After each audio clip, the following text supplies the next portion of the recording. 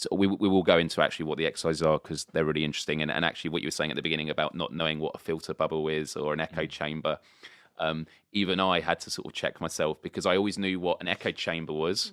And for anyone listening or watching who doesn't know, echo chamber being that you talk within your own groups and that you tend to only hear stuff that conforms with what you already believe. But that predates the internet because if you went to the pub, you'd speak with people that thought the same or in your neighborhood, or you trade music with people that were into the same thing. Yeah.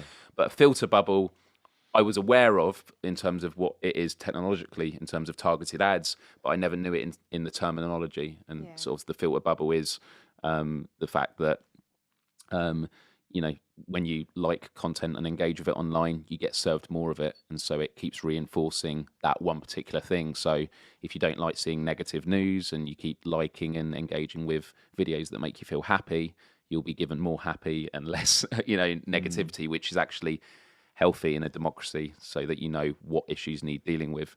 But that's, did you want to say something on that? Yeah, I mean, what was interesting, because the program, you know, as you learn and you teach, you delve deeper, you become interested. And just the very idea that your computer or your setup has already determined who you are before you've asked the question. Yes. You know, that's alarming. Like, you might think, oh, fresh thought, type in the question, but it's already saying, well, your history of searches suggests you hold this opinion, so I'm going to give you only this information.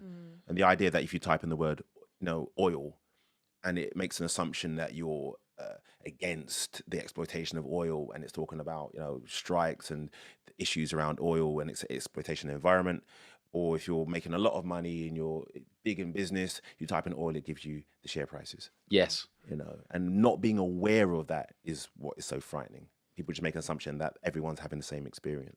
And it's the misconception by policymakers, and when I was much more involved in sort of privacy activism and trying to help educate and bring it to the attention of our policymakers, they believe, maybe not so much anymore, but at first they think the internet is just a platform in which we communicate with each other. But it's actually the way you communicate with yourself and discover who you are. When you have a comment or you're searching something, as you say, that could, not in terms of just what the search results give you, but that can also dictate this profile you can paint about someone. So if someone searches about, let's say, an act of terrorism, it's a question of, were they doing it out of interest, or is, you know, you can make all sorts of assumptions. Yeah. And I'll never forget a story. It was after the Boston bombing in the States. And there was a case where there was a family in a house where on two separate computers, I can't remember which way it was, you had like a kid that was searching for something online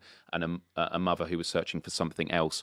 And as we know, in the Boston bombing, I think it was a pressure cooker they used to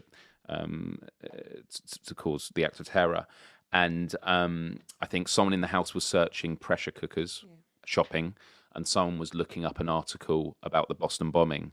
It was something along those lines, and what had happened was they basically got a call from the authorities because they found this metadata and thought this is suspicious. And so that's an innocent act of, you know, misconception based on what you assume this person is doing, when actually it was two people. But then there's a more nefarious aspect to it of like, who has got all this data, and at the moment we trust it's just in the hands of algorithms, but that data is being collected, and people like Edward Snowden and these activists are saying we need to be careful because that information is out somewhere. So we need to be more aware of what our interaction with the internet does, which is obviously what we're teaching out with here.